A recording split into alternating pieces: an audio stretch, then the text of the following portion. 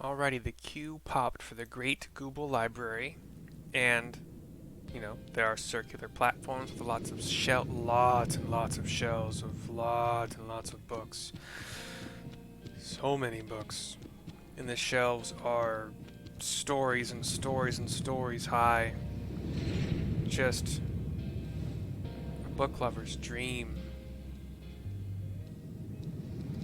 Quite similar in some ways to the library from The Last Airbender that was under the sand.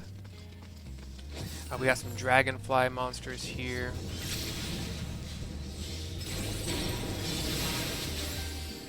And I don't know where the tank's going. Yep, just two dragonflies. They're gonna be down. I watched a guide, refreshed myself because there are some changes made. Going through, there's some staircases slash ramps made of light, pure blue light, and more dragonflies. And I don't think the tank has enmity on everything, or hate, whatever it's called in this game.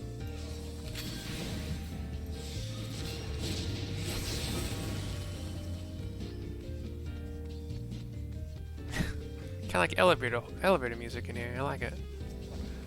Da-da.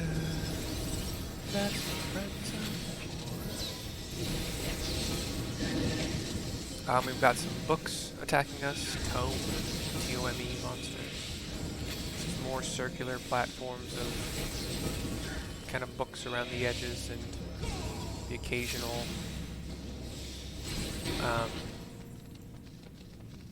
shelf. Some secret passageways open up in bookshelves and more ramp, stair things of light.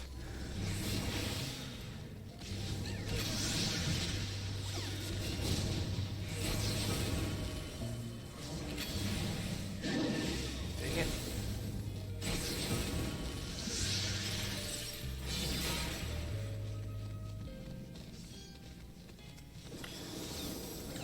We got this Merilith monster. It's like a stove golem. And more various smaller monsters.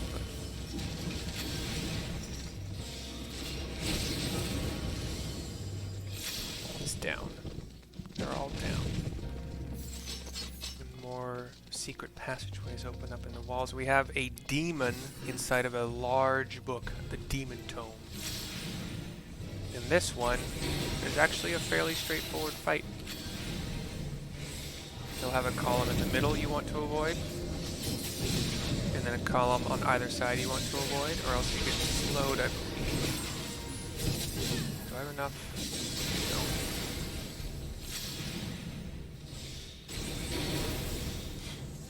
No. And, oh, there's the middle column again.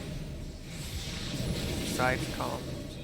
And the reason you want to avoid those is not only to avoid taking damage, but also to make it so you can get to the other side of him when he closes himself. And then you want to be a little bit farther back so you avoid getting hit when he spins. I don't know why I'm getting attacked mainly. Maybe he just kind of randomly targets things. Some more columns in the middle and on the side. And now the ground is ice, which will do a little bit of AoE damage to everybody and make it slippery. So once again, you will probably have to avoid the center column, I believe. Yeah, oh, but the ice went away. Okay, easy peasy.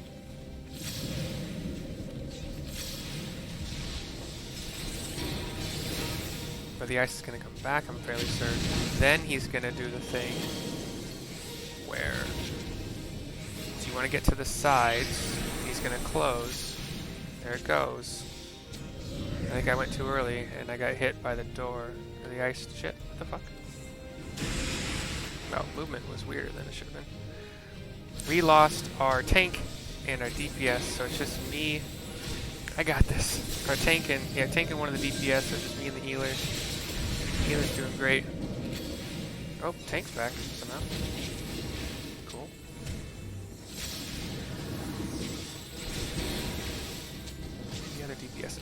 He's at 11%. Not quite down yet. Nah. Middle column, side column.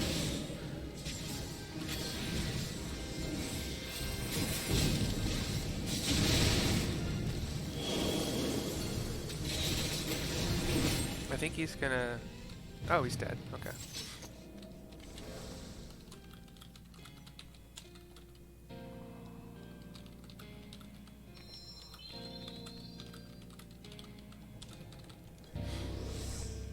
Okay.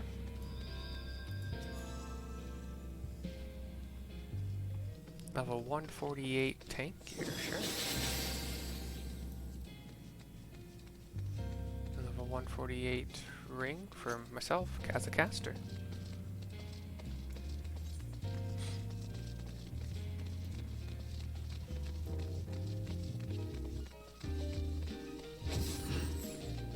Alright, and then this group is a couple like book mice. They have giant ears, and other than that, they are just normal mice. And then you will aggro a book 64 monster, which will target, as far as I remember, one player, and they'll do an AoE. And if you're in that AoE, you die, because we are level. Well, actually, you might not die. And I actually didn't see the AoE go out, so I don't know. The guide I watched made it seem like you would. Whatever.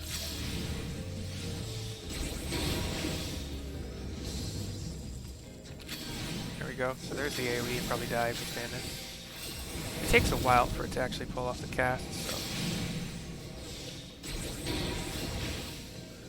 But yeah, the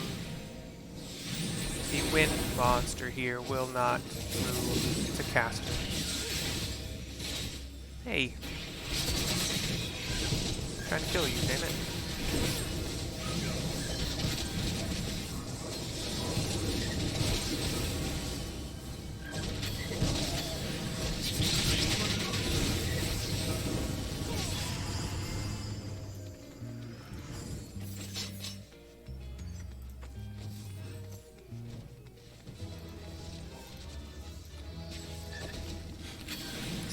Porogo monsters. Another book.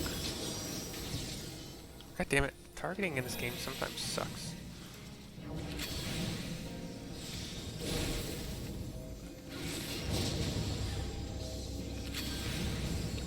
You have to tab target to do so reliably. And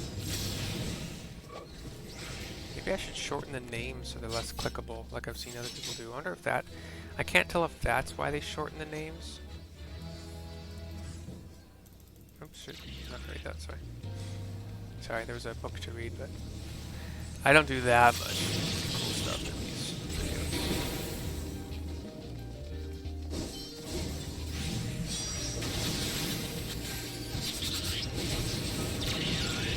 After you kill the page 64 in this room, I believe the door opens behind him and you can make this wind elemental kind of follow you.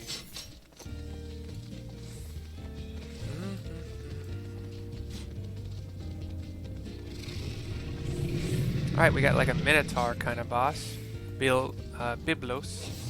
You know, book, Biblioteca. If enough people are behind him, he will do kind of a tail attack that's annoying.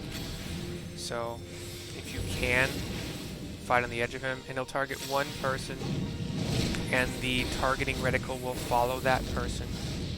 So, that person cannot dodge it. And everybody else wants to get out of the way. I guess we're not targeting these. Why are you guys targeting the other ones? And then when these book monsters are killed, they will have an invulnerability thing that you want to drag through the boss to knock him out of his invulnerability. Like so. And he'll also summon... Oh shit, get out of the way. These wind gales, these kind of spherical wind gales that you also want to avoid. And then he'll keep doing the other things he's been doing before, like targeting one player to charge them, so the rest just have to get out of that player's way. There was the tail attack. I guess he had just enough people behind him. He's going to summon 2 more book things here. You generally do just want to focus down one. Page 64. Yeah, he grabbed it. Okay, cool. More wind stuff. Just get out of the way of. I got enough to use my sword skills on him. He does have a frontal cone-like attack, so if you're tank, just don't direct him towards people. He's headbutting me. I think I've soaked that up a couple times. Oh, tail attack. His tail is a cone behind him. But he's down, and I have a ring at least to put on.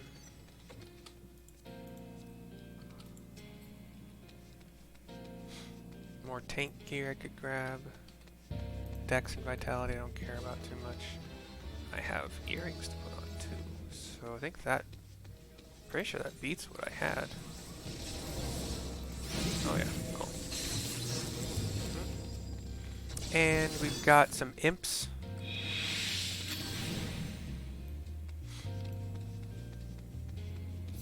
That I can't really do much about. I can't remember what else is here. That looks like it might be kind of an owl. No, they're gargoyle monsters.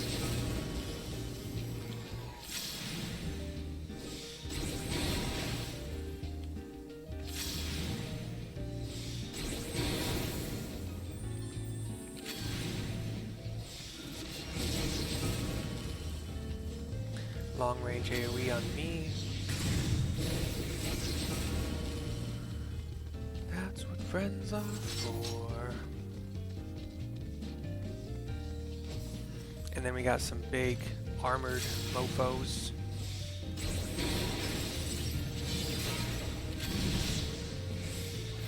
Logos. It's a word you will hear Jordan Peterson say a lot. The logos. It's something to do with an overall understanding of the world, I think. I can't remember exactly what it was.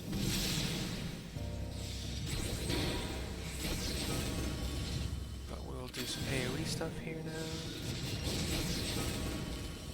I think AoE is worth it if it's 2 or more. For any job that's not a tank. Tank is usually 3 or more. I gotta remember, if it's armor, if it's like body, anywhere on the body, hands, head, legs, feet, then I already have better gear, technically, for that slot. Because of the item level 210 chest that we're given. I really am wondering if that's why people shorten the names in these groups so it's easier to click target. Because tap targeting doesn't always take you to the target you want. And now we have a secret door, big old iron door opening, and there's a humanoid shaped, like a big old thick book as the torso and head and face, and it opened his book up. And shit, where'd we go? I think we got one upstairs, right? I think. Am I right here? Oh shit, did I go the wrong way? I don't know where to go. You guys should just start without me, it'll pull me in. Whoopsies.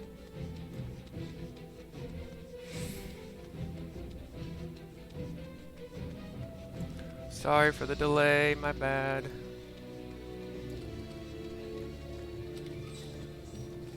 Sorry is not a command you can use, okay. And I have so much energy stored up, I can do 2 rounds of my swords, dude. Yeah, son. Okay, somebody just got targeted. He'll want to move away from the group. And from that point, actually, we'll continue to pulse. There's a ball left there. It'll continue to pulse a circular AoE around itself. And you don't want to leave it in a spot where players will have to go. See, we have to get these or these pink circles around the edge of the room have lit up, and you don't want to go. Sorry, so for now they just require one person to stand in them. The next time it will be 2 people per circle, so you have to kind of go together. So here's another void call. I'm going to go over here. Okay, I'm going to go where this tank went, actually. Okay, let's go this way. Not tank, he's a dragoon. Okay, we got it. Alright.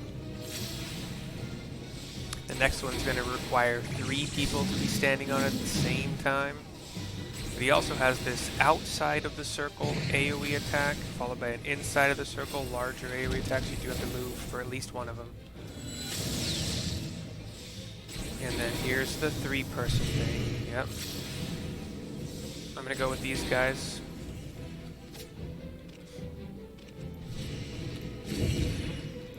No, no. Why can't I riposte from him? Why can't I riposte? Jesus, I couldn't riposte. You have to riposte away from something, and I didn't remember that when I was trying to use it as a fast means of getting to where I wanted to go. He's at 10%. He might summon the 4-person void call switch. We can just kill him, I'm pretty sure. Yeah, we're fine.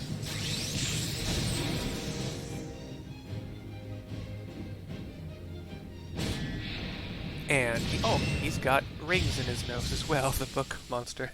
The giant book humanoid thing. Thick arms as well. He's a big old muscular book. Alright. Y'shtola, Alphinaud, and a Pirogo come to join us. There will probably be a cutscene after this. I'll do the Dark Knight, sure. What's up, bud? Thank you, bud. Okay.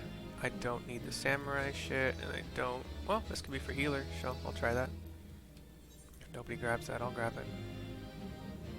Oh, this is for red mage? Do I have better? Legs. Oh, I will get better soon, because I get 210 gear when I complete the red mage level 60 quest, but not yet. Sad panda. I also, sorry, super quick, I'm gonna retrieve... Why can't I retrieve materia?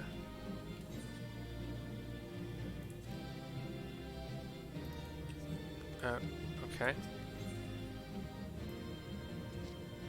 Oh, that wasn't the head. Duh, it was the weapon. I got weapon, got body, got hands, legs. You know, for now, actually, I might as well put on the other legs, because they're better, until I get the 210 gear. Take some from the feet there, and we got this ring. Oops, no, I'm going to repair. Extract materia, and then this ring. So, sorry, it's the rest in the rings here. Skip a ring. Alright, let's go check out the cutscene.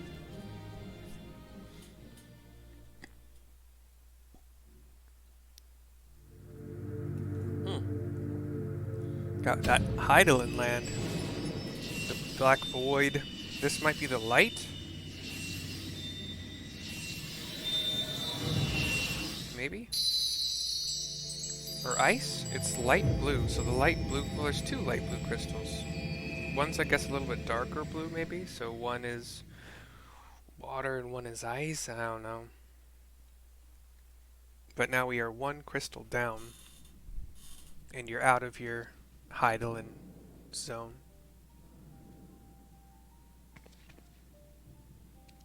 The Pirogo is dancing near a book that he seems to want you to... Like, a lot of books around the edges are glowing red as well, by the way. Very strange. Lit as if from like a red light or fire within. I don't know. So this is the tome. Excellent. Let us take it to Master Matoya at once.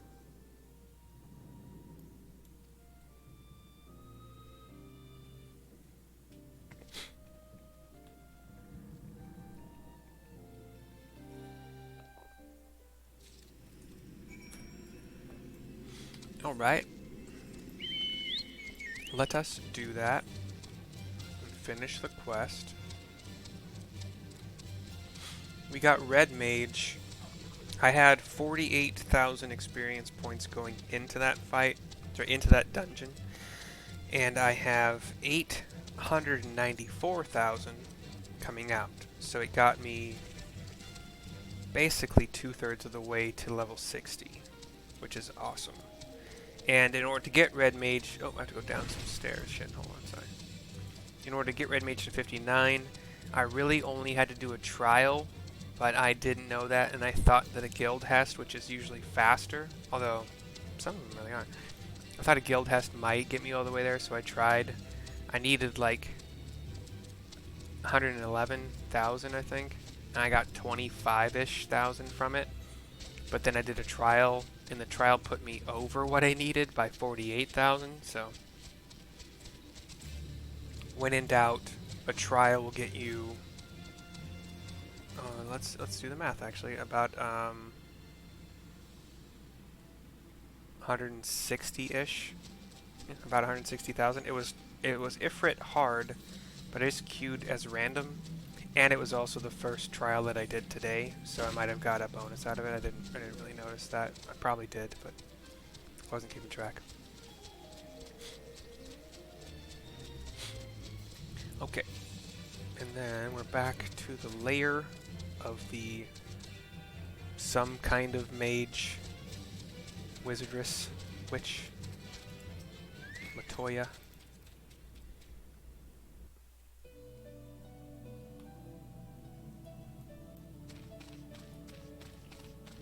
A Pirogo entered with us.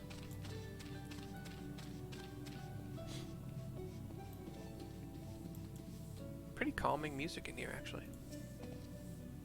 I take it you found the tome. Well, let's see it then. On Etheric Convergence is what it is called. Hand it over. Aye, this is it, all right. I must say, the experience brought back memories, just like the old days. You still send people into the thick of danger as if it were nothing more than a mundane errand. But we were able to accomplish our task thanks to Pirogo. He is an eminently capable familiar, a creation worthy of the great master Matoya, and to simply witness him in action gave me a better understanding of arcane entities. Should the opportunity present itself, I should very much like to employ this knowledge for the betterment of mankind. Create a new variety of carbuncle, perhaps. Don't get ahead of yourself, boy. Louisoix's grandson or no, it'll take another decade under me before you can call yourself a scholar. And a deal, I don't know what accent I'm doing now, and a deal more than that to make you a scholar worth a damn. As you may have gathered, Master Matoya is not easily impressed. Indeed. So shall we examine the tome? Forbidden knowledge is complete. This video is complete. Right on time. See you later. Wait, no, it's not right on time. I thought it was 24 minutes on the dot, but it's not. Whatever. But I will probably make more videos today because it's only 4:42 in the PM. So, let's just continue with this one. Why not? An eye for ether. Level 59. Leads to a cutscene. I had not thought to behold this tome again. She puts her arms forward, and the staff, like, out of the palm of the gnarled staff hand, this, like, kind of electrical energy kind of arcs out in a bunch of... There. It is deciphered. Now your friend should be able to make sense of the contents. All the arcs go to the tome, and apparently it's deciphered now. That said, it's one thing to understand the workings of the Etheric Converger, and another to actually make it work. You do realize how much ether is required. Sid is keenly aware of the energy dilemma. His airship is by no means large, and it can only bear a limited quantity of crystals. If only we had white auracite in the etheric siphon. Alas, Minfilia is missing along with both artifacts, and Moonbreeder is gone. Would that there were another ready wellspring of energy for us to draw upon. Why did it not occur to us before? We already have what we need. The Eye! It has been drawing ether into itself for as long as the Great Worms have lived. It is a veritable wellspring of energy. It might just suit our needs. But is this energy something that can be harnessed at will? I believe so, with the aid of the Azure Dragoon of Ishgard. Then it is settled. Let us return to the Holy See at once.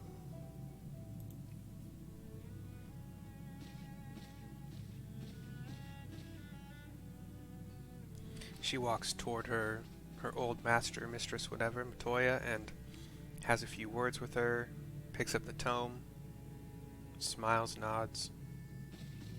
Stola, wait.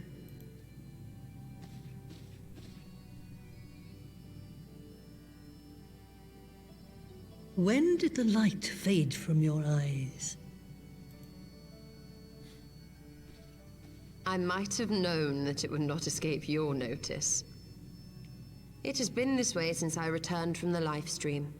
An after effect of the teleportation magic I invoked, most like. They are called forbidden spells for a reason.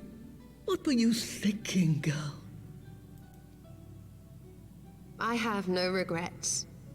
I but did what was necessary to preserve the light of hope, to keep my promise to Minfilia. Besides, it afforded me the rare opportunity to wander the ether, a once-in-a-lifetime experience. I need not tell you that it consumes your very life force to see by sensing the ether around you. Take Oh shit. I will, Master Matoya. And thank you. I think she said something like take care, blah blah blah, but rewind a bit if you can see, please read it. I clicked through too early, I wasn't paying attention, that's entirely my bad. I'm still trying to figure out what subclass to pick for my rogue, my old man rogue. I'm so sorry, but I think it was something like take care of yourself, something like that, and come back and see me once in a while maybe.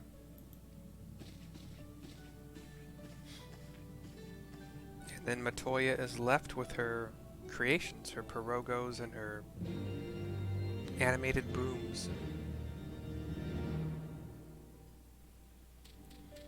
And outside, we'll speak with Alphino. Thanks to your customarily heroic efforts, we now possess the knowledge to build an etheric ram. All that remains is to secure its energy source. Let us hasten back to Ishgard and consult Sir Emmerich regarding the eye. I will do just that, and wait, I have it for free because I have return. Cool.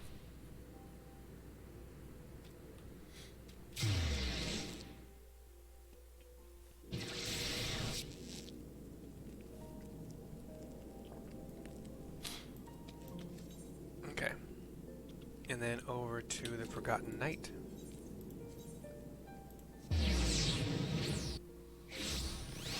I like how there's also a little teleportation sound for your companion, like my little serpent hatchling. It's a little Chocobo chick with a helmet on its head. And I'll go around the table, standing on the table. Jeez, that's so rude. Hello, Emmerich. How are you doing? Sir Emmerich.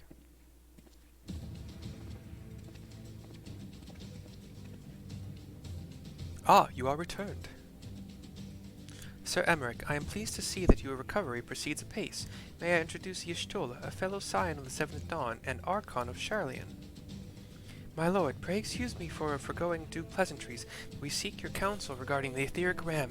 Though we now possess the knowledge to build such a device, we yet lack an appropriate source of energy with which to power it. We believe, however, that Ishgard may possess the solution to our problem. You need not apologize, my lady. Full eager am I to learn of your progress. Please, tell me of this energy source that you believe we possess. And then you do a little bit of explaining. saves me the trouble of speaking. And you are certain that the eye can lend its power to Master Matoya's etheric converger. At Estenian's command, yes. Very well, I shall speak with him. My thanks, Sir Emmerich. Nay, my friend, 'tis I who should thank you, as should every Ishgardian. You labor in our name with nary a care for your own safety. Let us next speak with Cid. He will doubtless be eager to begin work on the etheric gram.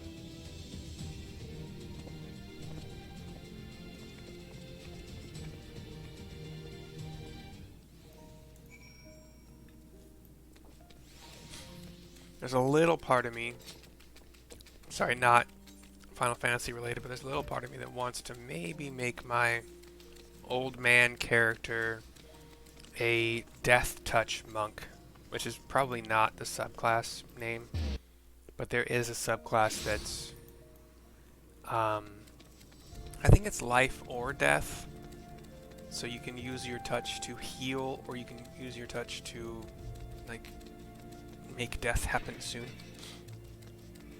or do more damage. I can't remember, but it's a possibility. Like, the entire idea is an unassuming old man, socks and slippers, wears a sweater vest, just not who you would think would just be able to stab you in a really good place to do a lot of damage, you know, sneak attack, or flash out his palm quickly and just inflict death pain upon you.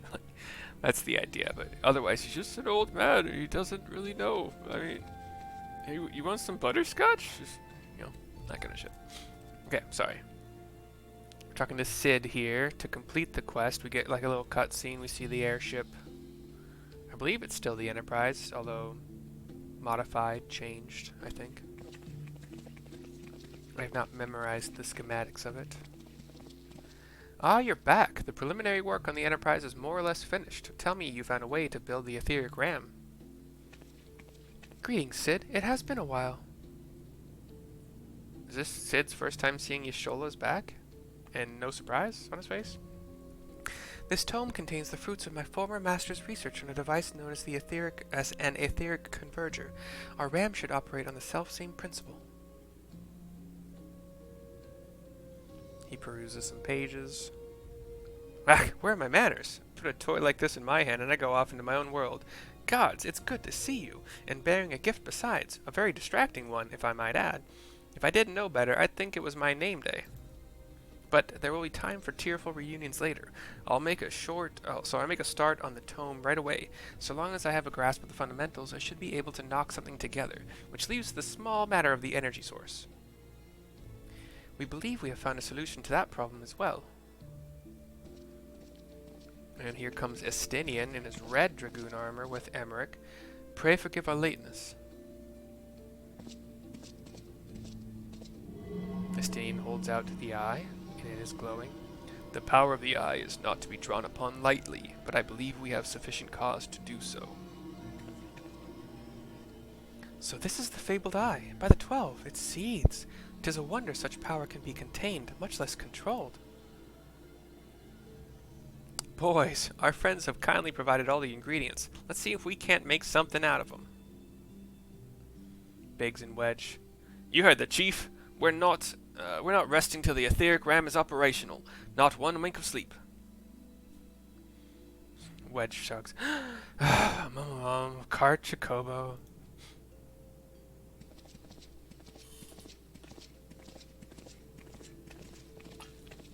I think that was supposed to be like profanity and cart before the Chocobo. I'm not sure. An eye for Aether is complete, or Ether, however you want to pronounce it. And now we will stop this video at almost 35 minutes. I will make more and more as time goes on. But a little bit of breaks in between, you know, do some rogue idea shopping and whatnot. But, alright, toodles guys.